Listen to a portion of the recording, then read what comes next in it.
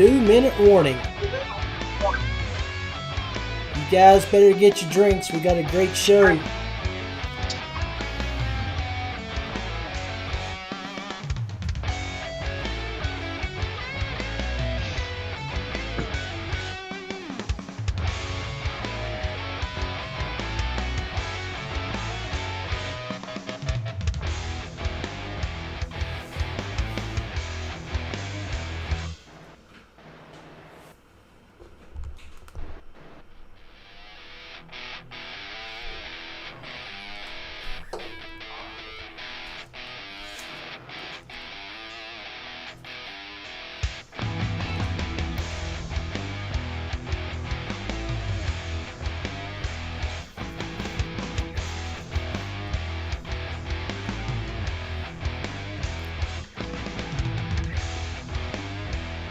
One minute.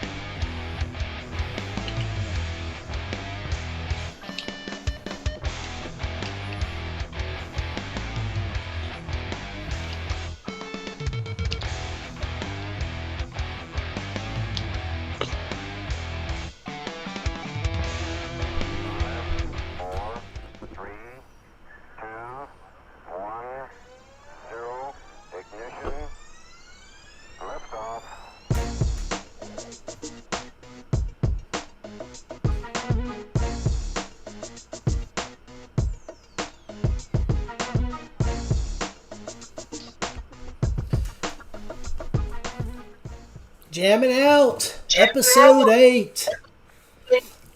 So let's talk about what we got going on today. Got a great lineup for you.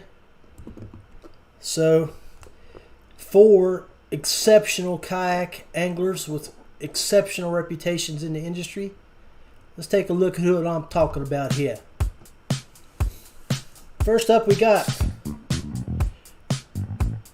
somebody that's always known for a good line. Chris Payne from Payne Outdoors. Seminar host, product reviewer, does a lot of outdoor writing, and he definitely influences me. Then we got Fletch Griffin, our boy from Georgia, owner of the Westbrook Supply company. Man does all kinds of kayak customization and rigging. Then we got Jayson, Denise returning to the show. He just won that big online tournament from the Saving JD. And then the professional kayak angler of all time, Jody Queen. 2019 Hobie Series tournament champion and just won his second straight event at Susquehanna. So welcome aboard, guys. Got a great show for you. Let's take a quick break, and then we're going to bring on Jody to talk about how he does it. This segment is sponsored by Kayak Gadget.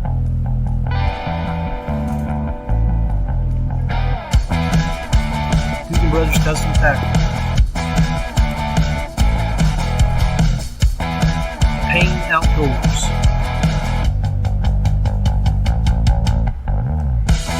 Feel Free Kayaks.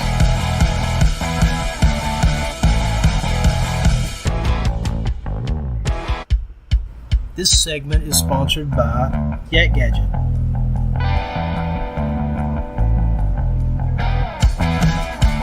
Coogan Brothers Custom Tackle. Payne Outdoors. All right, let's bring on Jody Queen.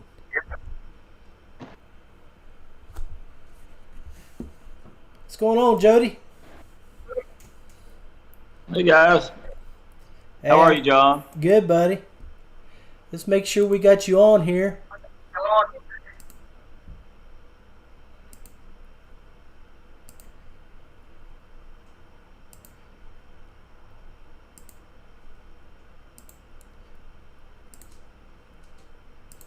For some reason, I'm not seeing you. There we go. There we go. All right, Jody. Hey. No introduction needed. You are the man, the total package. So you've been killing it for the last 5 years. To count earlier, I mean, we can look at what you got behind you there, but I think there's, would you say, around 20 first place trophies. So give us a rundown, man, on how you were able to defend your crown up at the Susquehanna this year.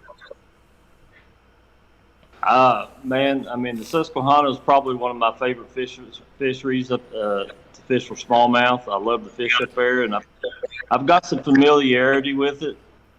That helps, but the water conditions, I think, played into my strengths this year, and it was a big boon for me to be able to fish that with that type of water condition. So what was the water like? I'm sorry?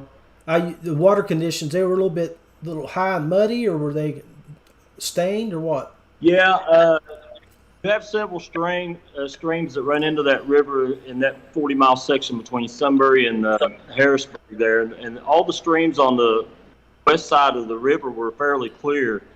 So you would go out into the river about maybe a third of a mile, and it started turning into a stained water.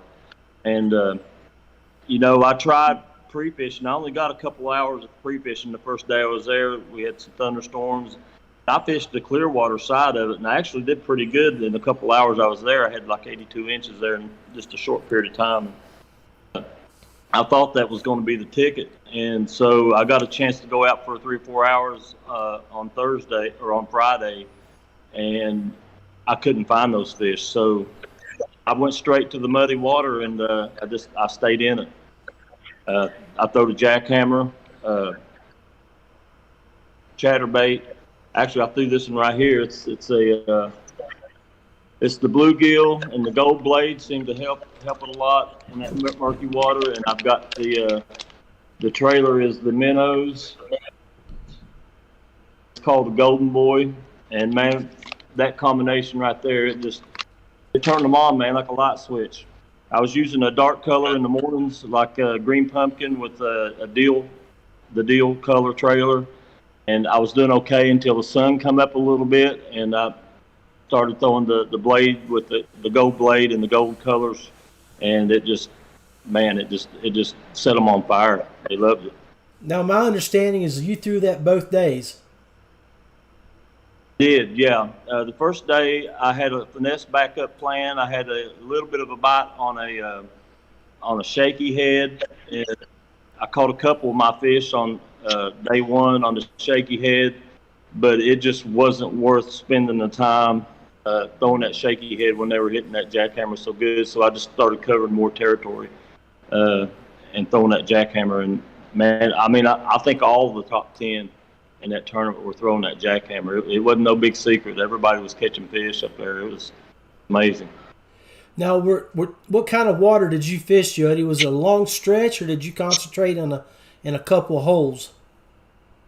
Yeah, no. Well, I did something this year that I preach against almost constantly up there on the Susquehanna. I usually tell everybody, pick a swath like a 200-yard or 300-yard swap across the river rather than doing floats. But the river was up enough to where it made that nearly impossible because you had this, you had so much current. You couldn't just stay in that area and move here, move there, move here. You really had to be floating down and come back into whatever you were fishing. So I concentrated on, I did a 4-mile float. I made a short float out of it so I could cover the areas really good, but I mostly concentrated on islands and the cut throughs in the islands, the choke points where the water is cutting through the islands. They were setting up in that push water before it dropped down in them. And I figured out on day one there was a certain time in the day that the big smallmouth were moving up to the fronts of the grass beds. There's a lot of willow grass in that river, and there was an area up there that had 10 or 12 just big grass beds by themselves out in the middle of the river. And I just made sure on day two that I was in that area when that time of day came around, and it made a big difference, I think, because I pulled up a 19 and a half and went over 18 there, and it got me up, allowed me to take the lead back. But those grass beds were key. Were they using the grass beds as current breaks? Yes. For the kayak, it was, but the big fish were sitting up in the push water, okay, and the fast water, none of them. And what they were doing was, I could see if I was sitting on one grass bed, I would just watch the other grass beds, and if I seen bait fish at the heads of those grass beds, I would immediately hit that area and usually pick up a decent fish on the heads of them. They would just pull up on them, and when they weren't on the grass beds, they were laying in big wide open areas in about 2.5, 3 foot of water around some eelgrass. If you could find the big eelgrass beds up there, that's where I spent a lot of time if I wasn't on the grass beds, and I just concentrated on those areas, and it worked out well for me. Awesome, man. Okay, it's time. It's time, Jody. Dig it out.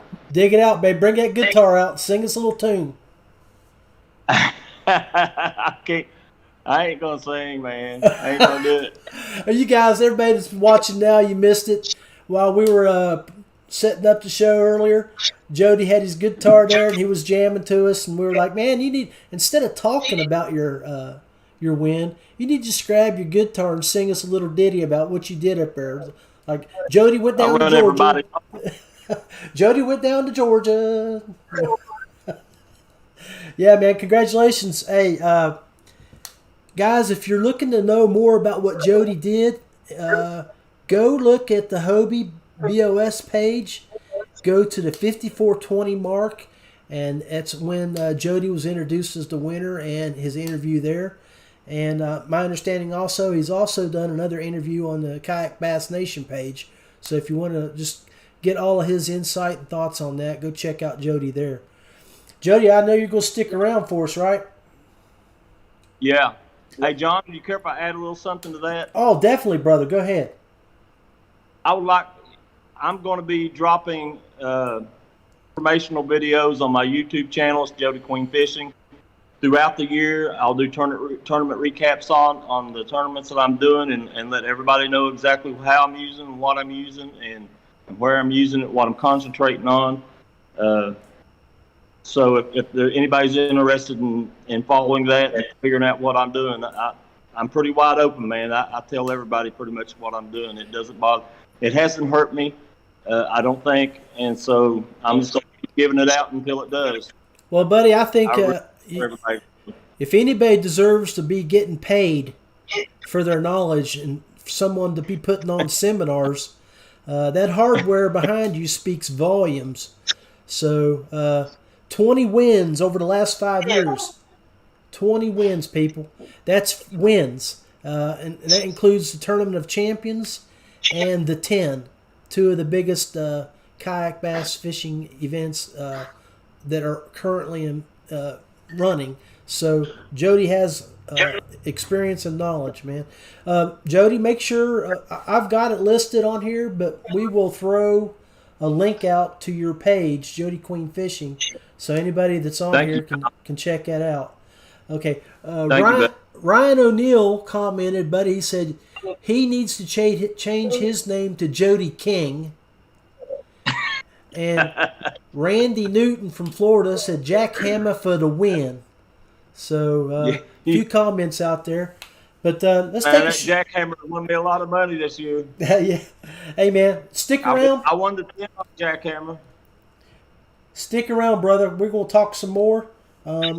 Let's go get Jayson Denise on. Let him tell us about what he did down in for the Saving JT event.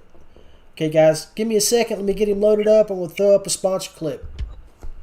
Payne Outdoors, Straight Talk, an outdoor product analyst and custom soft plastic maker. Check out our reviews and products at our website, payneoutdoors.com. Feel Free Kayaks, something for everyone. Pedal, paddle, or power, we can outfit you to meet your needs. For more information, visit feelfreeus.com. Kayak Gadget offers all kinds of kayak accessories such as motor mounts, anchor systems, and other track-based items to make your time more enjoyable on the water. Visit their Facebook page, search Yak Gadget. Guggen Brothers Custom Tackle specializes in jigs and Ned-style lures. Brothers who know what it takes to put fish in the boat. Check out their Facebook page. Search Guggen Brothers Custom Tackle.